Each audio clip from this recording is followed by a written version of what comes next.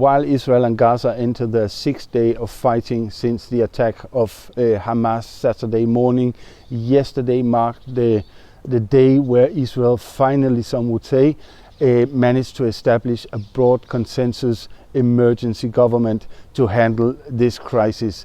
It has been Benjamin Netanyahu, the Prime Minister of Israel, who invited the opposition parties to join his government in order to have a more experienced government to handle this crisis.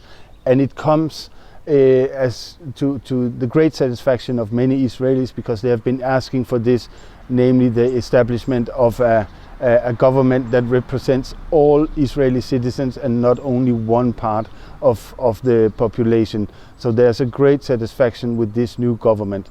Meanwhile, Israel's attacks in Gaza, they continue, and I would say that the last night was one of the harshest attacks. In one single attack, 51 Palestinians were killed, and the overall death toll in Gaza is now up to at least 1,200, while almost 6,000 have been wounded. Israel has hit hospitals, schools, and a few days ago Israel put Gaza under a complete blockade, meaning that no goods, no food, no medicine and no electricity and fuel could be imported into Gaza.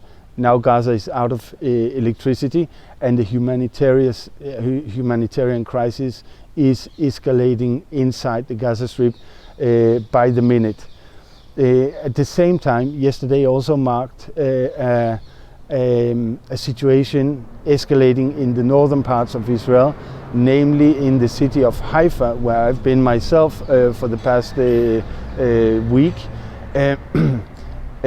The siren went off for the first time in Haifa yesterday night, and immediately there were rumors that paragliders, Hezbollah paragliders, had crossed into Israel to attack Haifa, but after some research was done, it turned out that one drone, an unmanned drone, had entered Israeli airspace from Lebanon, and Hamas had managed to fire a rocket from Gaza in the south to Haifa. The rocket landed in an open area and didn't do any damage. But this rumor about Hezbollah fighters entering Haifa created quite a state of panic, I would say, because all Israelis know at the moment what it actually means from what we saw on Saturday if paragliders managed to come into the Israeli cities. And there was a real fear in Haifa that if Hezbollah fighters entered, that they would see the same scenario, namely seeing Hezbollah fighters walking from house to house and killing people. That was a main concern yesterday night.